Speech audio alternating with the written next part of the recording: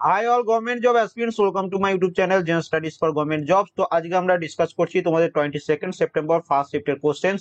তো তুলনামূলকভাবে তোমাদের 19-20 তারিখে যে পরীক্ষাটা হয়েছিল তার তুলনায় আজকে একটু তোমাদের প্রশ্ন কিন্তু সহজ এসছে, কিন্তু ডেসক্রিপটিভ টাইপেরই প্রশ্ন তোমাদের হচ্ছে।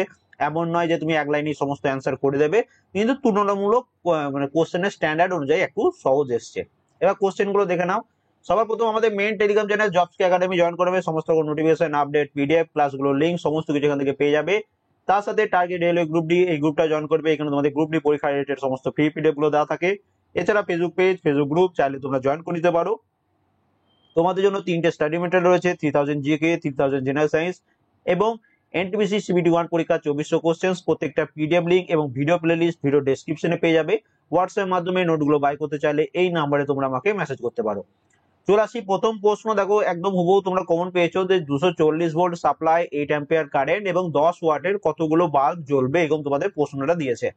192টি জ্বলবে কেমন ভাবে? তো ফর্মুলা আমরা প্রত্যেকে জানি যে power is equal to voltage into current. 240 volt আর 8 অ্যাম্পিয়ারের কারেন্ট, তাহলে টোটাল কত পাওয়ার হচ্ছে 1920। এবার 10 ওয়াটের তাহলে কতগুলো বাল্ব জ্বলবে? 1920 কে যদি 10 দিয়ে ভাগ করে দাও 192টি বাল্ব জ্বলবে। এবং সেম প্যাটার্নের প্রশ্ন তোমাদের 19 তারিখে এবং 20 তারিখেও এসেছিল, আই হোপ প্রত্যেকে করে এসছো। আন্দামান এবং নিকোবর দ্বীপের এর মধ্যে কোন কত ডিগ্রি চ্যানেল রয়েছে? তো এটা অ্যান্সার হয়ে যাবে 10 ডিগ্রি চ্যানেল। তো এই প্রশ্নটাও ঘুরিয়ে ফিরিয়ে তোমাদের এসছে, এমন নয় যে হুবহু লাইন বাই লাইন তুলে দিয়ে দিয়েছে। পরবর্তী প্রশ্ন, চুম্বকীয় রেখা বল কোন দিক থেকে বের হয়? দেখো কোন দিক থেকে বের হয়, প্রত্যেক দিনই তোমাদের আমি 3টে লাইন করিয়ে থাকি। তো এটা দেখো নর্থ পোল থেকে এটা বের হয় এবং সাউথ পোলে তোমাদের এন্টার করে, তো এটা মনে রাখবে। নেক্সট চলে আসি, কোন বিক্রিয়ায় দুইবার আয়নের প্রতিস্থাপন হলে সেটাকে কি বলা হয়? তো সেটাকে বলা হয় ডবল ডিসপ্লেসমেন্ট রিঅ্যাকশন বা দ্বি প্রতিস্থাপন বিক্রিয়া। এই প্রশ্নটাও 3 থেকে 4 বার তোমাদের এই গ্রুপ ডি পরীক্ষাতে রিপিট হয়েছে, তো তোমরা সবাই করে এসছো। এইডস কি ঘটিত রোগ? তো আমরা প্রত্যেকে জানি যে এইডস হচ্ছে একটা ভাইরাস ঘটিত রোগ।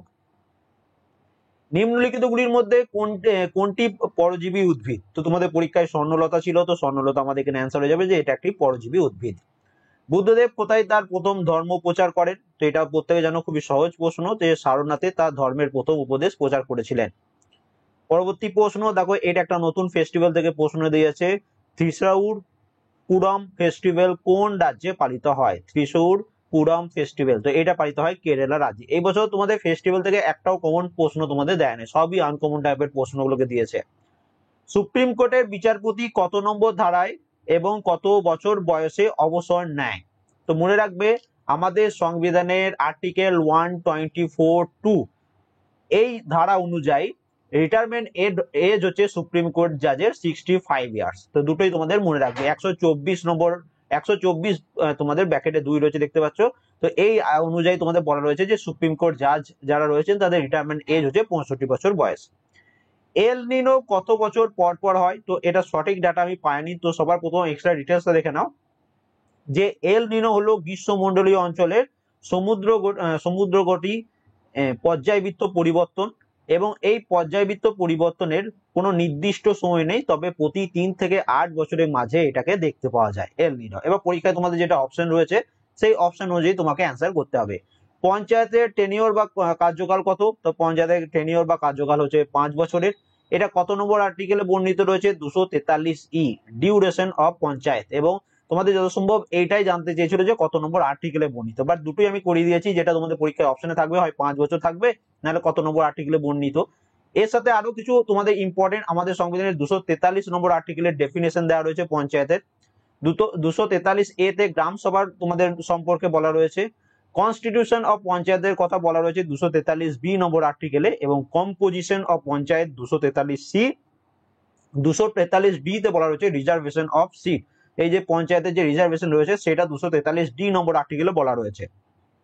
এবং 243(e) তে বলা রয়েছে ডিউরেশন অফ পঞ্চায়েত। তো এইগুলোই ঘুরিয়ে ফিরিয়ে পরীক্ষায় প্রশ্ন দিচ্ছে, এগুলো কিন্তু সব তোমাদের আমি আগেও করিয়েছি। এসবিআই এর হেডকোয়ার্টার কোথায়? তো এসবিআই হেডকোয়ার্টার হচ্ছে মুম্বাই, মহারাষ্ট্র। এটাও তোমাদের সহজ প্রশ্নই বলতে হবে। জলকে কিভাবে সংরক্ষণ করবে? তোমাদের পরীক্ষায় অপশনে ছিল যে জলের অপচয়কে রোধ করে। তো এটা একটা তোমাদের উপায়, যে জলকে এরকম ভাবে, বাকি অপশনগুলোর উপর ডিপেন্ড করছে কোনটা সবচেয়ে কাছের তোমাদের অ্যান্সার হবে। আয়তনের দিক থেকে ভারতের বৃহত্তম রাজ্য কোনটি? তো এটা সহজ, আমরা প্রত্যেকে জানি যে রাজস্থান হচ্ছে আয়তনের দিক থেকে ভারতের বৃহত্তম। সেকেন্ড পজিশনে মধ্যপ্রদেশ, থার্ড পজিশনে রয়েছে মহারাষ্ট্র। কোনটি প্রচলিত শক্তি? অপশনের উপর ডিপেন্ড করছে কি রয়েছে। তো প্রচলিত শক্তির উৎস হচ্ছে খনিজ তেল, কয়লা, প্রাকৃতিক গ্যাস। এবং অপ্রচলিত শক্তির উৎস হচ্ছে সৌরশক্তি, বায়ু শক্তি, ভূতাপীয় শক্তি, জোয়ার ভাটা মানে টাইডাল এনার্জি যেটাকে বলা হয়, জৈব গ্যাস। এগুলো সব হচ্ছে অপ্রচলিত শক্তির উৎস। এবার পরীক্ষা যেটা অপশন থাকবে, যেমন ভাবে প্রশ্ন আসবে সেরকম তোমাকে অ্যান্সার করে আসতে হবে। ওয়াশিং সোডা কত অণু জল রয়েছে? আর একটা তোমাদের প্রশ্ন এসেছিল যে ওয়াশিং সোডার ফর্মুলা কি। এবার দুজন স্টুডেন্ট দু রকম কমেন্ট করেছে, তো দুটোই একসাথে আমরা করে দিচ্ছি যে ওয়াশিং সোডার ফর্মুলা হচ্ছে NO2CO3 10H2O, তাহলে 10 অণু এর মধ্যে জল রয়েছে। তো এটা তোমাদের প্রথম প্রশ্নের অ্যান্সার হয়ে যাবে। এবং ওয়াশিং সোডার ফর্মুলা কি?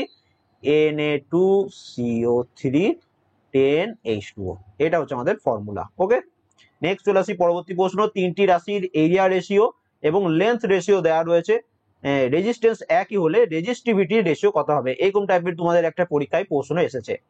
প্রতিসরণের উদাহরণ কোনটি? এরকম তোমাদের তিনটে অপশন একজন স্টুডেন্ট পাঠিয়েছে, ঘড়ি, চশমা এবং রেডিও।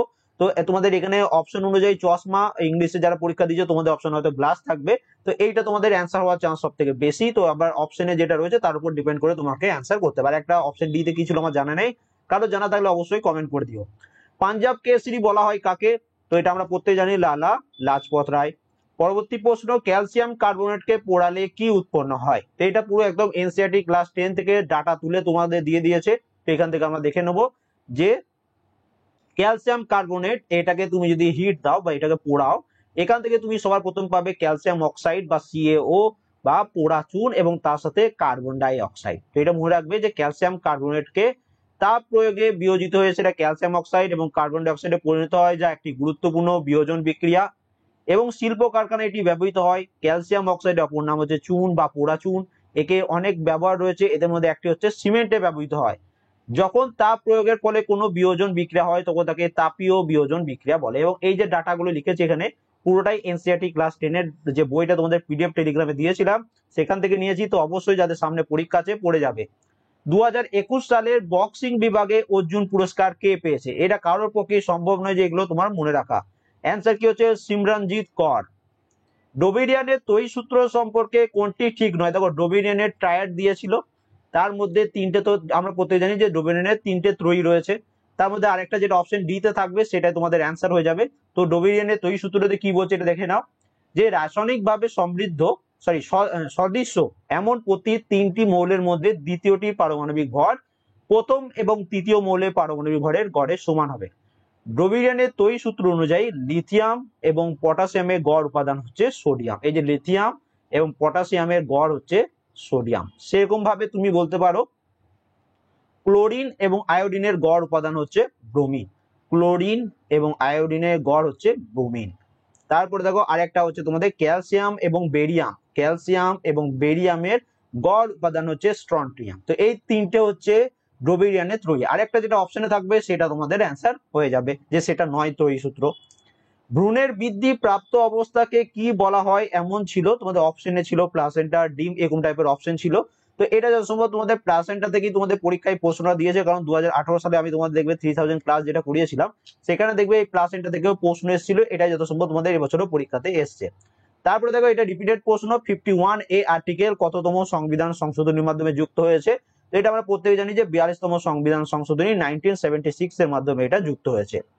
কোনটির অপরূপ থেকে সব থেকে বেশি কঠোর তত্ত্ব তৈরি করে? মানে কার তত্ত্ব সব থেকে বেশি? তো কার্বন। কার্বনের সবচেয়ে অ্যালোট্রপ, কঠিন অ্যালোট্রপ কি? ডায়মন্ড। তো সেটা তোমরা মনে রাখবে। কিটোন ফ্যামিলির কোনটি? তো কিটোন ফ্যামিলি তোমাদের পরীক্ষায় অপশনে ছিল প্রোপানন, এখানে একটু স্পেলিং মিস্টেক হচ্ছে। তো প্রোপানন। তো কিটোন তুমি বুঝবে কি করে কোনটা অপশনে কিটোন ফ্যামিলি? তো কিটোনে দেখতে পাচ্ছ লাস্টে ONE রয়েছে। তো এখান থেকে যে তোমাদের যৌগগুলো গঠিত হবে সেগুলো লাস্টে সব করাতেই ONE থাকবে। তো ONE যেটা অপশন থাকবে সেটা তোমাদের অ্যান্সার হয়ে যাবে। এখানে দেখো the first member of ketone family acetone or propanone, লাস্টে ONE রয়েছে। দেখো অ্যাসিটোনের ONE রয়েছে। তো এগুলো সব হচ্ছে কিটোন ফ্যামিলি। এটা দেখে দেখে তুমি চিনতে পারবে। ফর্মুলা হচ্ছে C3H6O, বা এটাকে তুমি CH3CO আবার CH3 2CO এরকম ভাবেও লিখতে পারো। তো এটা তোমাদের 3 কার্বন যুক্ত তোমাদের একটু বলতে পারো যে কিটোন ফ্যামিলির মেম্বার। তো এটাও বলতে পারো। একই গ্রুপের কোন দুটি? তোমাদের এরকম পিরিয়ডিক টেবিলে প্রশ্ন এসেছিল, অপশনে তোমাদের নাইট্রোজেন এবং ফসফরাস ছিল, নাইট্রোজেন এবং ফসফরাস। এইটা তোমাদের একই গ্রুপের, তো এইটা তোমাদের অ্যান্সার হয়ে যাবে। তাহলে একই গ্রুপের কোনটা, এখান থেকেও প্রশ্ন দিচ্ছে, তো এগুলো একটু পড়ে যাবে। এগুলো সব কিন্তু রিপিটেড প্রশ্ন, এমন নয় যে খুব কঠিন, আগে কোনোদিন শুনি নাই, সেরকম কিন্তু নয়। এখানে দেখো আবার একটি প্রশ্ন দিয়েছে যে তড়িৎ প্রবাহ থেকে একটি অঙ্ক ছিল যেটাতে কত তাপ উৎপন্ন হয় সেটা জানতে চেয়েছিল। ভি দেওয়া ছিল, আই দেওয়া ছিল, টি দেওয়া ছিল, মানে হচ্ছে ভোল্টেজ, কারেন্ট এবং সময় দেওয়া ছিল। আর বের করে নেবে এখান থেকে তারপরে H equal to I square R T, এই ফর্মুলা ব্যবহার করলেই অ্যান্সার চলে আসবে হুবহু। এই সেম ফর্মুলা দিয়ে প্রচুর প্রশ্ন তোমাদের পরীক্ষায় এসেছে, ডেইলি অ্যানালাইসিসের ক্লাসগুলো দেখলে তোমরা দেখবে পারবে। তারপর দেখো H equal V equal to I R, এই ফর্মুলা দিয়ে অঙ্ক তোমাদের এসছে। তারপরে দেখো ভারতীয় সংবিধানে বড়ো, ডোগরি, মৈথিলি এবং সাঁওতালি ভাষা কত সালে যুক্ত হয়েছিল? 42তম যে সংবিধান সংশোধনী আইন হয়েছিল 2003 সালে, এর মাধ্যমে বড়ো, ডোগরি, মৈথিলি এবং সাঁওতালি যুক্ত করা হয়েছিল। পরবর্তীকালে 8/1/2004 তারিখে ভারতের গেজেটে এটা প্রকাশিত হয়েছিল। এবার পরীক্ষা অপশনে তোমাদের 2003 নাকি, তো 2004 অপশন ছিল, তো 2004টাই তোমাদের অ্যান্সার এখানে হয়ে যাবে। পরবর্তী প্রশ্ন, ফ্লেমিং এর ডান হস্ত নিয়ম থেকে কি পাওয়া যায়? এরকম টাইপের প্রশ্ন এসেছিল, তো ডাইরেকশন অফ ইনডিউস কারেন্ট, এটা অপশনে থাকলে এটা তোমাদের অ্যান্সার হয়ে যাবে। তারপরে দেখো যেটি থেকে তড়িৎ বিশ্লেষণের মাধ্যমে NaOH পাওয়া যায়, এই প্রশ্নটা হুবহু এনসিইআরটি ক্লাস 10 থেকে তুলে দিয়ে দিয়েছে। তো সোডিয়াম ক্লোরাইড জলীয় দ্রবণের মধ্যে দিয়ে যখন তড়িৎ প্রবাহ চালু করা হয় তখন ইয়া বিশ্লেষিত হয়ে সোডিয়াম হাইড্রোক্সাইড বা NaOH উৎপন্ন করে। তাহলে অ্যান্সার কি হয়ে যাবে? Sodium chloride. এই পদ্ধতিকে ক্লোর অ্যালকালি পদ্ধতি বলে, কারণ উৎপন্ন পদার্থগুলো হলো ক্লোর অর্থাৎ ক্লোরিন এবং অ্যালকালি অর্থাৎ সোডিয়াম হাইড্রোক্সাইড। ফর্মুলা কি দেখো, NaCl এর সাথে যখন জলে দ্রবণে বিক্রিয়া হচ্ছে এখান থেকে তৈরি হচ্ছে NaOH, যেটা তোমার কাছে জানতে চেয়েছে এই কার সাথে বিক্রিয়া হচ্ছে, NaCl, এটা অ্যান্সার হয়ে যাচ্ছে। তার সাথে ক্লোরিন এবং হাইড্রোজেন গ্যাস এখান থেকে উৎপন্ন হচ্ছে। তো ক্লোরিন গ্যাস অ্যানোড মুক্ত হয়, হাইড্রোজেন গ্যাস ক্যাথোডে মুক্ত হয় এবং ক্যাথোডের নিকট সোডিয়াম হাইড্রোক্সাইড দ্রবণ উৎপন্ন হয়। পরবর্তী প্রশ্ন, হিটপিন্ডের একটি ডায়াগ্রাম দেওয়া ছিল এবং সেখান থেকে তোমাদের জিজ্ঞেস করেছিল কোনো প্রশ্ন যে এটাকে কি কাজ, এরকম টাইপের প্রশ্ন একটা দিয়েছিল। তো হিটপিন্ডের ডায়াগ্রামটা ক্লাস এনসিইআরটি ক্লাস 10 এর বই পেয়ে যাবে, সেখান থেকে দেখে নিও। ইকোনমিক্স থেকেও একটা প্রশ্ন ছিল। তারপর দেখো এই প্রশ্নটা রিপিটেড প্রশ্ন, যে ডিআরডিও কোন ইন্ডিয়ান ইনস্টিটিউট অফ টেকনোলজি, মানে কোন আইআইটির সাথে একটা যৌথ দল গঠন করেছিল দেশে প্রথমবারের মতো সফলভাবে উত্তরপ্রদেশের প্রয়াগরাজ এবং বিন্ধ্যজলের মধ্যে কোয়ান্টাম কি ডিস্ট্রিবিউশন লিঙ্ক সফলভাবে প্রদর্শন করেছে 100 কিলোমিটার পর্যন্ত। তো এটা ডিআরডিও এবং আইআইটি দিল্লির মধ্যে। এটা রিপিটেড প্রশ্ন, স্টুডেন্টও যে কোশ্চেনটা পাঠিয়েছে টেলিগ্রামে তারা কমেন্ট করেছিল, সেখান থেকেই এই তোমরা এসে এটাও লিখে দিয়েছে যে এটা রিপিটেড প্রশ্ন। তো তোমরা যারা আগের শিফট গুলো দেখেছো তোমরা দেখবে এই প্রশ্নটা আগেও এসছে। ব্যাংক কোনো টাকা ঋণ হিসাবে দেওয়ার ক্ষেত্রে আরবিআই যে টাকা পরিমাণ বাধ্যতামূলক রেখেছে তাকে কি বলা হয়? তো সেটাকে বলা হয় ক্যাশ রিজার্ভ রেশিও, CRR। পর আগে তোমাদের কোন একটা শিফটে CRR কি এরকম টাইপের একটা প্রশ্ন এসেছিল, তো ঘুরিয়ে এবার এসছে। এবার দেখো এরকম একটা প্রশ্ন এসেছিল, একটি সিস্টেমে যাতে বিন্দু আলোক উৎস থেকে নির্গত আলো সমান্তরাল ভাবে প্রতিষ্ঠিত হয়। তো পুরো কোশ্চেনটা পাইনি, অপশনে তোমাদের লেন্স এবং দর্পণ দুটোই ছিল। তো এরকম টাইপের তোমাদের একটা পরীক্ষায় প্রশ্ন এসছে। লাস্ট আরেকটা প্রশ্ন, এটা কি প্রশ্ন এসে ঠিক বুঝতে পারিনি, CTRI এই সম্পর্কে কোন একটা প্রশ্ন তোমাদের এসেছিল। তো এটা ফুল ফর্ম মনে রাখবে, ক্লিনিক্যাল ট্রায়াল রেজিস্ট্রি ইন্ডিয়া। তো টোটাল তোমাদের এই 38 এর মতো কোশ্চেন আমি কালেক্ট করতে পেরেছিলাম। ভিডিওটা ভালো লাগলে একটা লাইক করে দিও, চ্যানেল নতুন তাহলে সাবস্ক্রাইব করে নিও, বন্ধুর সাথে অবশ্যই শেয়ার করে দিও। And thank you for